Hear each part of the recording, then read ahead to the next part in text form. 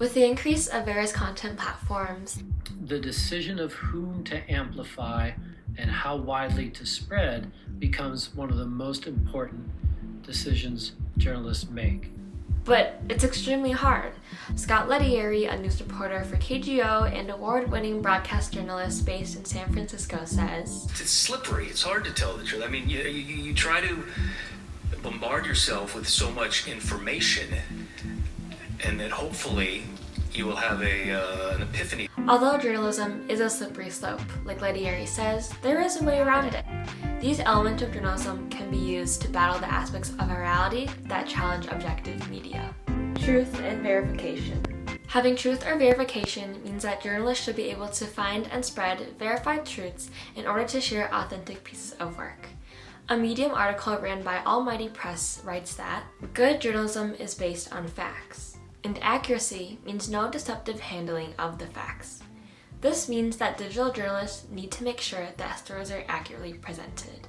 Although journalists should be detached, or to separate themselves from the people, events, and ideas that they are covering to have a neutral view, they also should have authenticity, or the sense that the journalist communicating is a real person and not a dog. Loyalty to citizens. Journalists also need to show the citizens that they're loyal and don't belong to a particular party.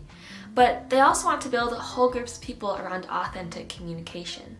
Similar to Dana Boyd stated in her talk about media, manipulation, amplification, and responsibility, she states, "You will only earn the trust of the American public when you once again become part of the American fabric.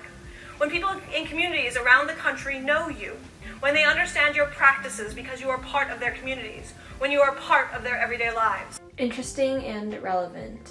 The one I think is most intriguing and talked about most in current day media is how journalists should keep their work interesting and relevant.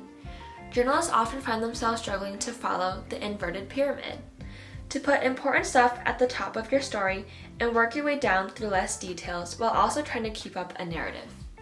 In children's educational TV shows, they do an excellent job of showing how they kept their content interesting and relevant for the kids. In Sunny Days, written by David Camp, Norton Wright, producer for Sesame Street, explained that if you are going to have Kermit explain the geometric form of the rectangle at the end, Cookie Monster is going to show up, smash it, and say, "It's a wreck and a tangle." Responsibility to conscience. Often, people believe in the wildest things because it appeals to their emotions. Like War shows many different examples of this, including flat earth supporters, anti-vaxxers, or viral yet fake stories posted by young teens in Veles, Macedonia, claiming that Obama had been born in Kenya, or Oprah Winfrey had told her audience that some white people have to die. New York Times writes about how they create their headlines to be factual, yet also induce emotion.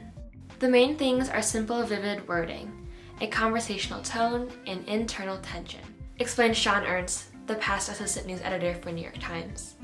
From the headline, journalists can use the responsibility of conscience to create emotional yet truthful content. Comprehensive and proportional. Lastly is being comprehensive and proportional, or as Professor Park states in Lecture 9, to focus on truths and make sure that those truths are what is communicated regularly and repeatedly to audiences. Similar to being truthful, journalists have to find a balance that will equally present both sides of political parties.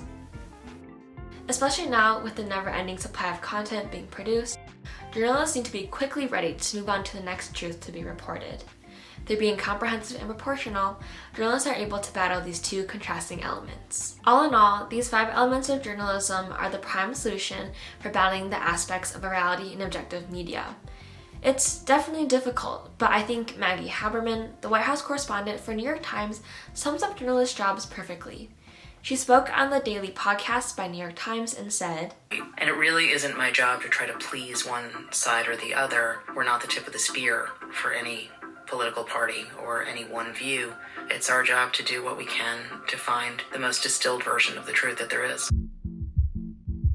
Thanks for watching!